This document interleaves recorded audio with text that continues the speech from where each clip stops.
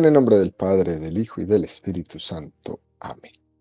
Ven, Espíritu Santo, y llena los corazones de tus fieles y enciende en ellos el fuego de tu amor. Envía tu Espíritu Creador y se renovará la faz de la tierra. Estamos estudiando el Catecismo de la Iglesia Católica, su tercera parte, la vida en Cristo. Segunda sesión, los 10 mandamientos. Capítulo primero. Amarás al Señor tu Dios con todo tu corazón, con toda tu alma y con todas tus fuerzas. Artículo primero, el primer mandamiento. Continuamos subiendo el monte Sinaí de la mano de Moisés a recibir los 10 mandamientos. Son 2.285 metros que mide el monte Sinaí y el Catecismo dedica 505 números al estudio de los 10 mandamientos, es decir, subiremos 4 metros del monte Sinaí por cada número del catecismo que estudiemos. Hoy estamos en el metro 252 de altura. Estamos también en el tercer apartado de este artículo, donde el catecismo dedica 19 números al estudio del tema que tiene como título No habrá para ti otros dioses delante de mí.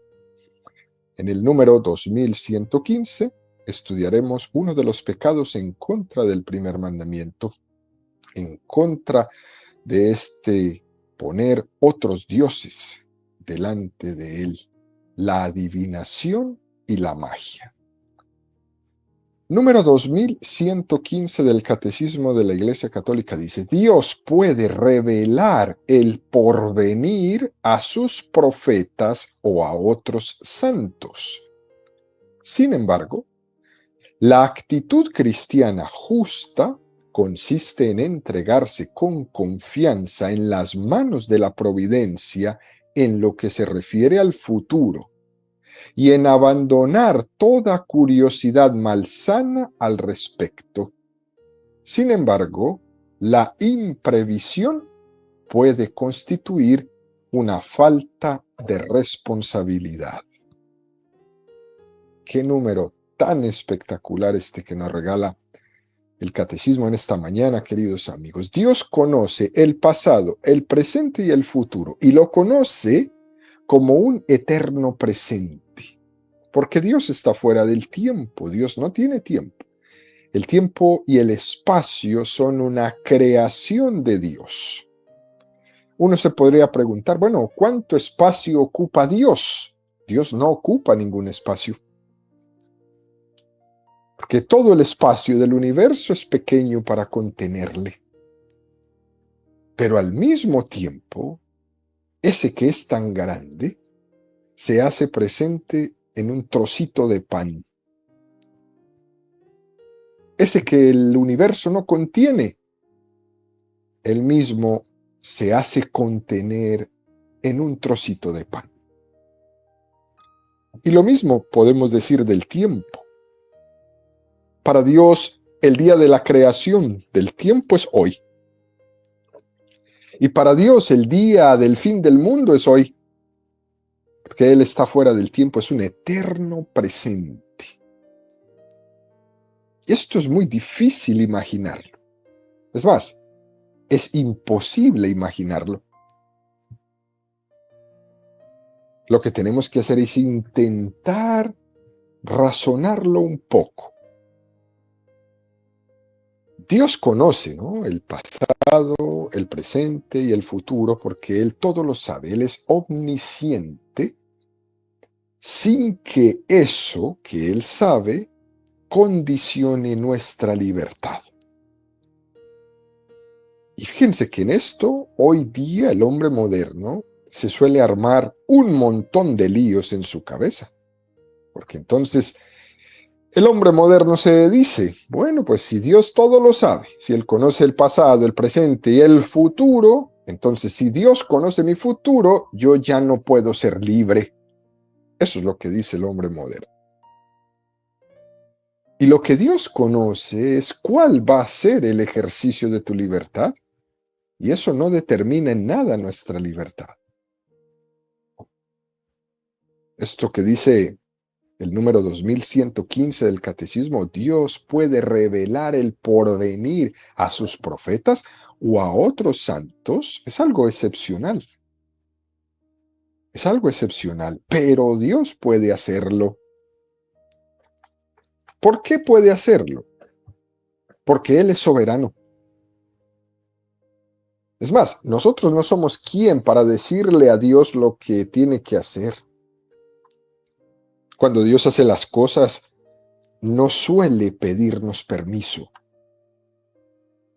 A veces nosotros tenemos una cierta soberbia en pensar o en imaginar el cómo Dios tendría que hacer las cosas para que a mí me parezcan que están bien hechas. Y ahí nos enredamos, ¿no? Y pretendemos pasar el resto de nuestra vida corrigiéndole la plana a Dios. Y ahí vienen nuestros líos, nuestros enredos, nuestras frustraciones, porque queremos desde nuestra pequeñez humana corregirle la plana a aquel que no tiene contención en el universo. Y por eso hay veces no sentimos nada. Cuando leemos la Sagrada Escritura, podemos ver que en algunas ocasiones a los profetas Dios les reveló algo del futuro. Y los profetas luego las revelaron. Pero había una característica muy interesante en esa revelación de los profetas y era la humildad. Las profecías nunca han sido un elenco de curiosidades. Es más, las profecías siempre han sido hechas de una manera muy escueta, muy parca. No eran chisme de noticias como hoy, ¿no? Que por cualquier tontería hacen una noticia, ¿no? Y tú dices, ¿para esto todo este lío? En las profecías, ¿no? Cosas verdaderamente importantes en la vida del hombre se revelaban de una manera muy escueta, muy parca. ¿Y aquí dice el catecismo? Dios revela el porvenir a sus profetas o a otros santos. Es decir, que no le revela el porvenir a cualquiera y que además lo hace como algo excepcional, que no es lo normal, que no es lo acostumbrado. Esto es muy importante, queridos amigos, porque es un signo de discernimiento. Uno no puede llegar a creerle a cualquier farsante algo que Dios revela solamente a unos de una manera excepcional. Por eso es un pecado la adivinación. Por eso es un pecado la magia, todas estas cosas. Magia blanca, magia negra, todos estos nombres que se usan. Porque es que hoy día vemos de todo. Y al mismo tiempo que hay una gran secularización, ateísmo, a religiosidad, una sociedad de espaldas a Dios, curiosamente, esa sociedad que le ha dado la espalda a Dios, al mismo tiempo, tiene un florecimiento de videntes, adivinos, quiromantes y cosas parecidas. Brujos, bueno, cuánta cosa usted se imagine, con los nombres más raros y más exóticos para llamar la atención. Entre más se le dé la espalda al Dios único y verdadero, más farsantes salen en nuestra historia.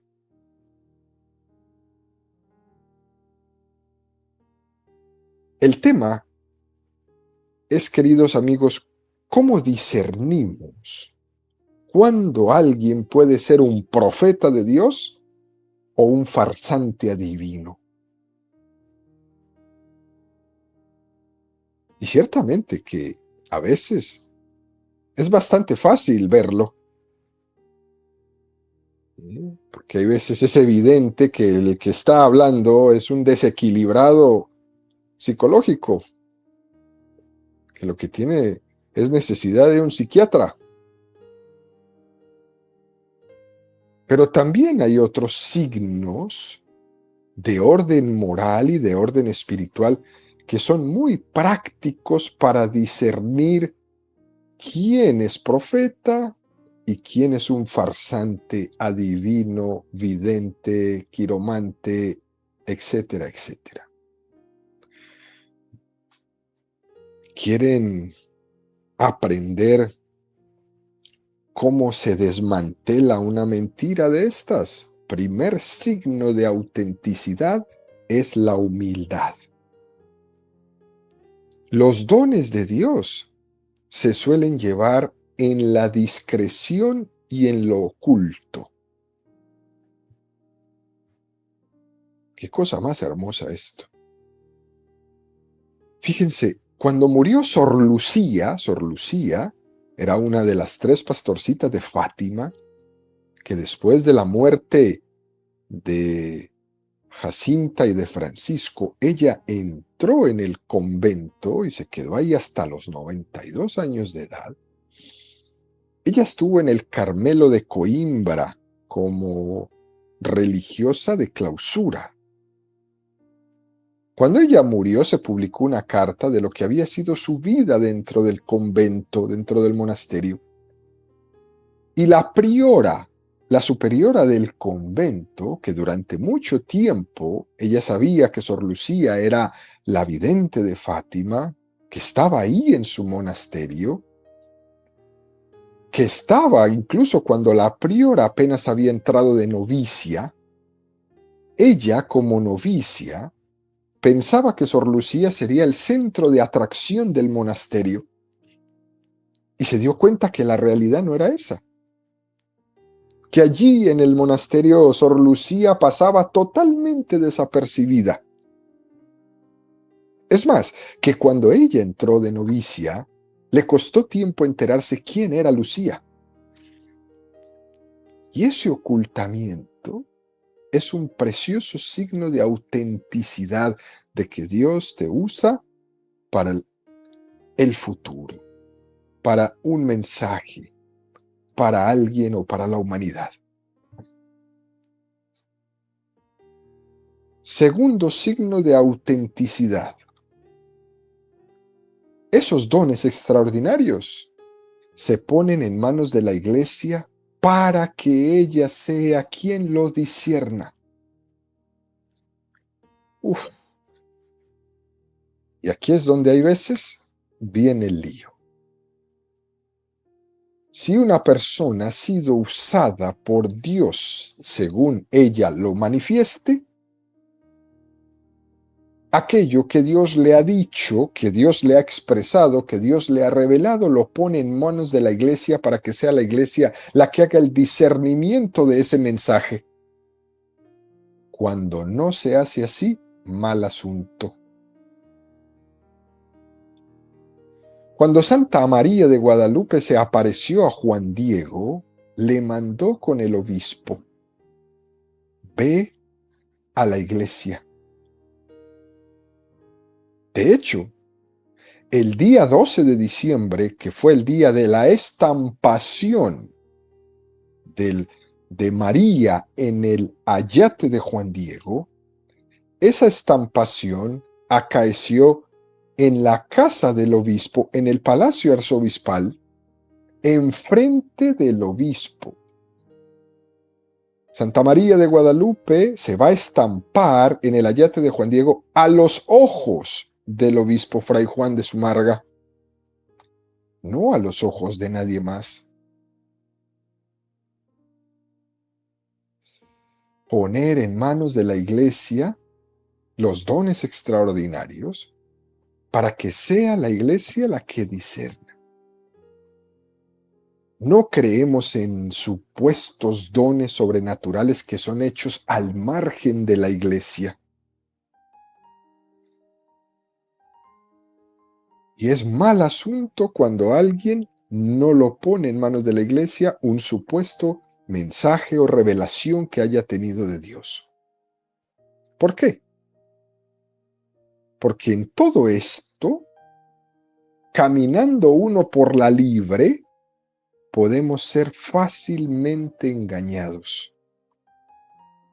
Y por eso Dios se vale de la iglesia. Cuando la Santísima Virgen se apareció en Lourdes, Bernadette fue con su párroco a contarle lo que había sucedido, a poner en las manos de la Iglesia un mensaje precioso. Yo soy la Inmaculada Concepción.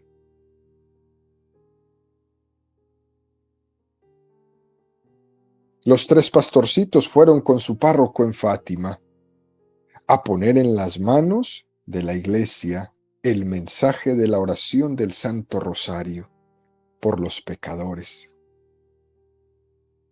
Líbranos del fuego del infierno, lleva todas las almas al cielo, especialmente las más necesitadas de tu misericordia. Ellos no quisieron fama de eso. También en Medjugorje, los videntes pusieron en manos de la Iglesia, para que sea la Iglesia la que hasta el día de hoy esté discerniendo los mensajes que todavía hasta el día de hoy la Santísima Virgen María le da a uno de los videntes.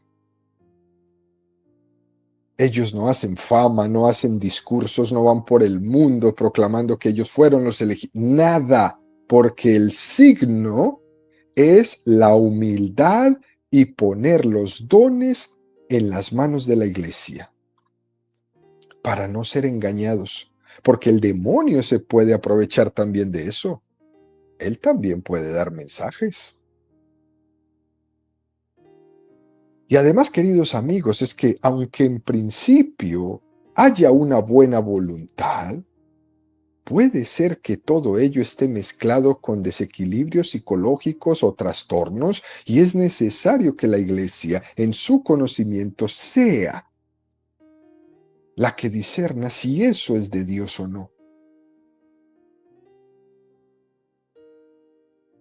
Ahora, está claro que de ordinario Dios no revela el futuro. Por eso este número del catecismo lo dice. Sin embargo, la actitud cristiana justa consiste en entregarse con confianza en las manos de la providencia en lo que se refiere al futuro y en abandonar toda curiosidad malsana al respecto. Abandonarse en la providencia y combatir la curiosidad malsana. Es tristísimo escuchar que una persona inteligente se va con el brujo para que le adivine el futuro. ¡Qué curiosidad malsana tienes! ¡Qué pecado tan grande cometes! La revelación de Dios no consiste en saciar curiosidades del hombre, ni tan siquiera del mismo Jesucristo, que nos ha revelado escuetamente su vida, pero sin saciar muchas curiosidades. De hecho, en los evangelios apócrifos, aquellos evangelios que no están dentro del canon de los evangelios, aquellos que fueron surgiendo posteriormente y que la Iglesia no aceptó, esos evangelios apócrifos surgieron por 2 motivos. Muchos de ellos nacían en herejías de tipo gnóstico, y otro era el intentar saciar curiosidades y contar cosas de Jesús. Por ejemplo, cosas de su infancia, donde en los evangelios no dice nada de eso. ¿Qué hizo Jesús en Nazaret de los 12 años a los 30? No sabemos. Aparecen algunos evangelios apócrifos contando cosas de la historia de Jesús en Nazaret. Evidentemente no son revelados, y por eso la Iglesia no los aceptó como palabra de Dios. Es cierto que Dios nos dice es lo sustancial, de una forma muy austera, porque nos dice es lo que necesitamos saber para nuestra salvación. no para nuestra curiosidad. Por eso de ordinario Dios no revela el futuro. ¿Por qué? Porque no nos conviene. No nos conviene. Si Dios le revelara a alguien su destino, lo estaría condicionando. Entonces, por ejemplo, esa persona podría decir, entonces no merece la pena luchar por ser santo porque ya estoy condicionado.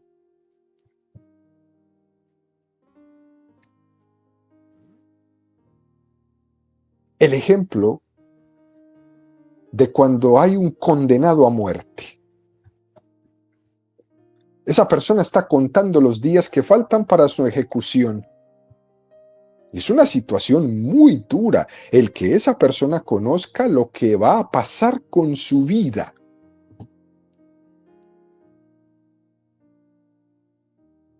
Me van a matar en 7 días. El viernes a la 1 de la tarde moriré. Uf, qué condicionamiento tan tremendo. Qué situación tan dura. Conocer que el viernes me van a matar. Es decir, hoy a la 1 de la tarde moriré.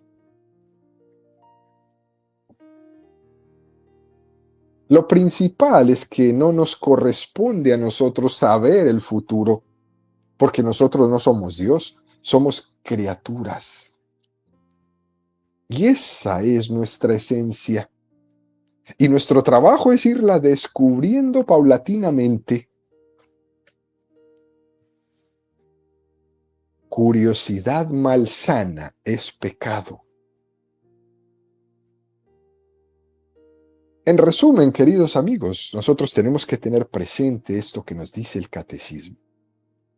Hay que entregarse con confianza en las manos de la providencia en lo que se refiere al futuro y dejar de andar buscando farsantes que te adivinen el futuro, porque el futuro le pertenece a Dios, no a ningún farsante, no a ningún adivino, no a ningún mago.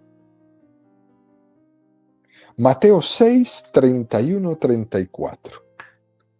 No andéis pues preocupados diciendo, ¿qué vamos a comer? ¿Qué vamos a beber? ¿Con qué vamos a vestirnos? Que por todas esas cosas se afanan los gentiles. Pues ya sabe vuestro Padre Celestial que tenéis necesidad de todo eso. Buscad primero su reino y su justicia, y todas esas cosas se os darán por añadidura. Así que no vivas tan preocupado del mañana. El mañana se preocupará de sí mismo porque Dios tiene todo bajo control. Busca primero su reino y su justicia, y todas esas cosas se os darán por añadidura. Cada día tiene bastante y Dios tiene el control. Esas ansiedades, esas depresiones, abandónalas en las manos de ese Dios que es providente. Dios te quiere a ti más de lo que tú te quieres a ti mismo. Por tanto, confía en Él.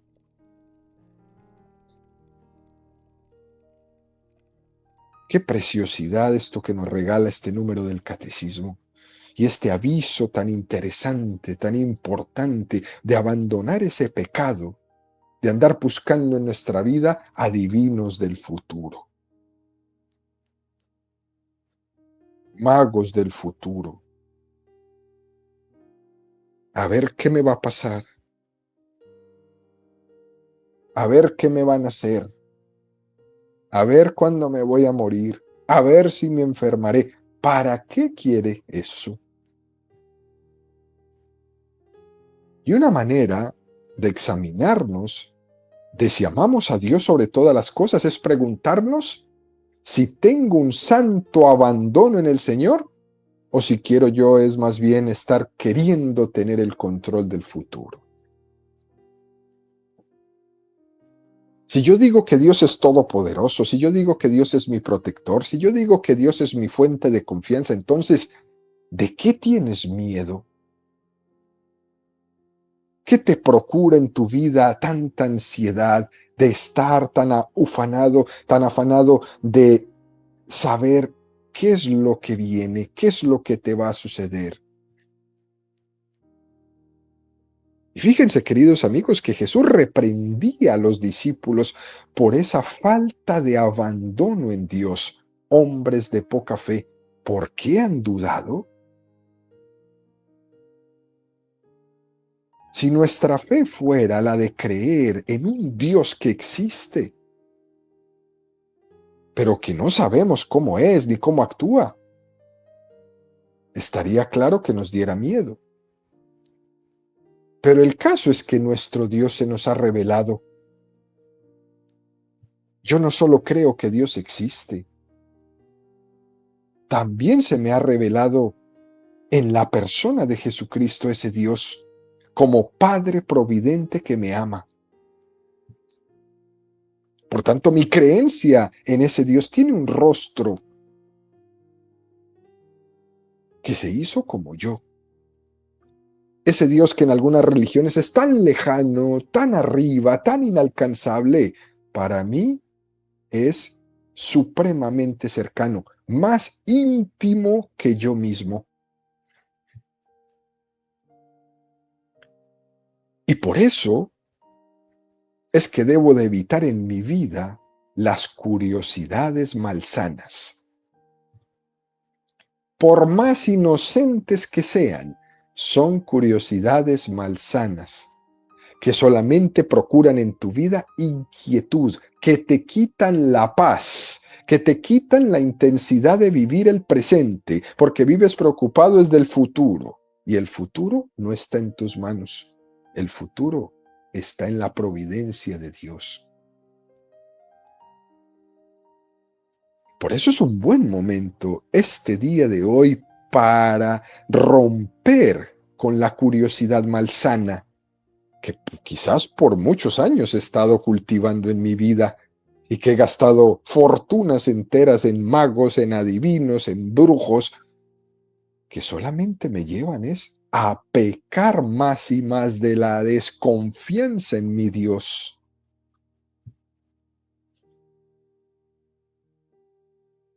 Hoy es un día para romper esta cadena.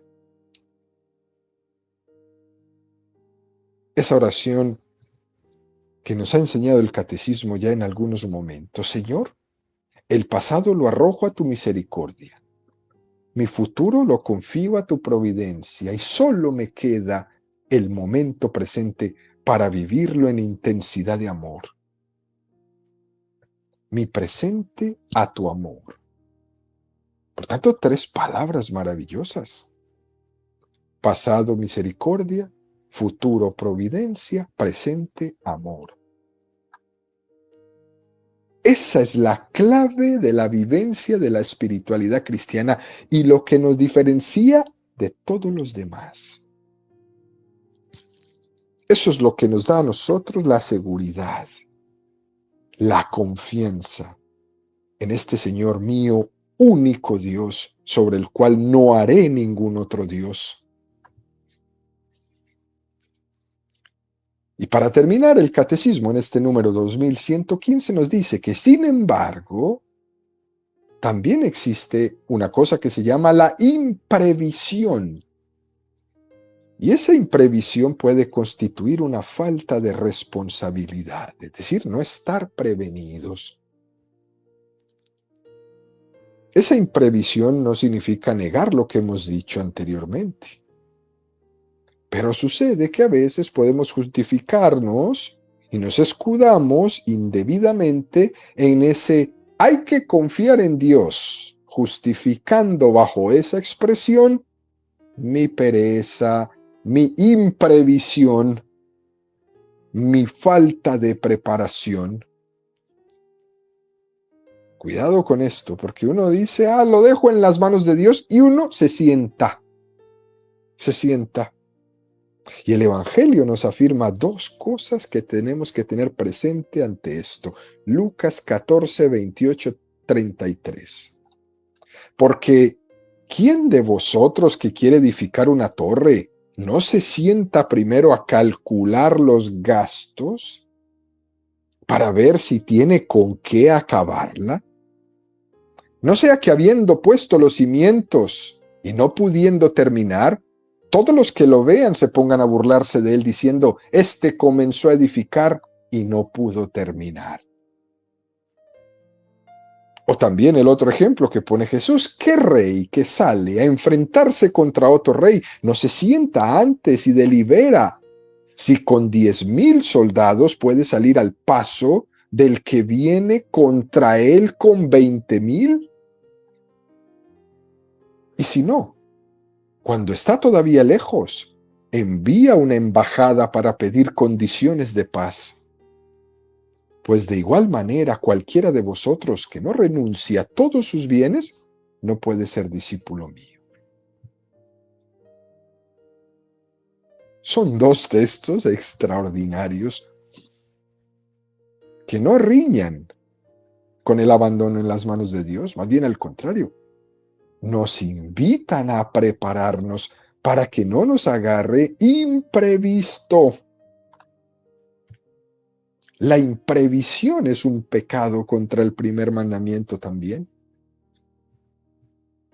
Por tanto, Jesús nos habla en estos dos textos del abandono confiado, para que no haya imprevisión de nuestra parte, sino más bien que estemos prevenidos. Nosotros tenemos que poner los medios para la prevención, para la previsión en nuestra vida, para poder discernir bien. Lucas 12, 11, 12. Cuando os lleven a las sinagogas, ante los magistrados y las autoridades, no os preocupéis de cómo o con qué os defenderéis o qué diréis, porque el Espíritu Santo os enseñará en aquel mismo momento lo que conviene decir. El Señor quiere, por tanto, con estos tres textos que acabamos de leer, que confiemos en su asistencia, pero también quiere que pongamos los medios y que seamos previsores. La confianza en Dios no me dispensa de la prevención. Entre otras cosas porque Dios nos cuida a través de esos medios previsores. Su amor providente hacia nosotros principalmente lo recibimos a través de esos medios previsores. Recordemos ese cuento que hemos escuchado muchas veces, que había un hombre en una situación extrema en medio del agua y a punto de ahogarse. Él pide ayuda a Dios y le dice, Señor, sálvame. De repente pasa una lancha al rescate y le dijeron, súbase a la lancha, y él dice, no quiero subirme. Y le sigue pidiendo a Dios, Señor, sálvame. Pasa otra lancha y le dice, súbase. No, no, no. Que yo le he pedido a Dios que me salve. Y finalmente el hombre se ahoga. Va a compadecer ante Dios y se queja. Dios, te pedí muchas veces ayuda y no me respondiste. Y Dios le contestó, 2 barcas te mandé y no quisiste tú subirte a ninguna. Es importante tener presente esto, queridos amigos. Dios se vale de medios para enseñarnos a ser previsores. Por tanto, el abandono en la providencia de Dios no lo podemos confundir con el quedarnos quietos, porque el quedarse quieto es una herejía, la herejía del quietismo. Y es una herejía que ha existido en la historia de la Iglesia, que en nombre de la supuesta confianza en Dios, no hago nada, me quedo quieto. Y eso no es confianza en Dios, eso es ser un vago. Y además intentar adornarlo con una supuesta confianza en Dios. Eso no es cristiano, eso no es católico. Y es una cosa que se encuentra supremamente extendida entre nosotros. Es un tremendo error de pensar que eso es confianza de Dios, y eso no es confianza de Dios, eso es ser un vago. Y lo único que hacemos con esa vida es seguir incrementando nuestras angustias, seguir incrementando nuestras ansiedades por el futuro, porque no sé. Nos preocupamos demasiado de nuestra vida como si todo estuviera y dependiera es de lo que está en mis manos, y eso lo único que hace es angustiarte cada vez más y más, sumirte en la ansiedad cada vez más y más, porque el dueño es Dios. Y entonces aquí, en conclusión, nos preguntamos, ¿dónde está el equilibrio? ¿Dónde está el equilibrio entre el abandono y la confianza en Dios, y no en los brujos, ni en los magos, ni nada de esto, ni en los videntes, ni cosas de estas? ¿Dónde está el equilibrio? Ocuparnos de las cosas sin preocuparnos más de la cuenta. Es necesario ocuparnos de las cosas, pero sin preocuparnos, porque hacemos lo que tenemos que hacer y lo demás lo ponemos en las manos de Dios. Tenemos que dejar de preocuparnos mucho y de ocuparnos poco.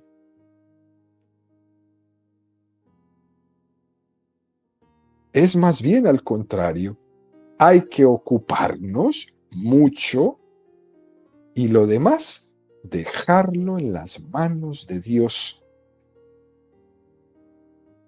para que no nos venza la angustia, para que no nos venza la ansiedad, sino que nosotros vivamos nuestra vida siempre en la total confianza en el único Dios y verdadero.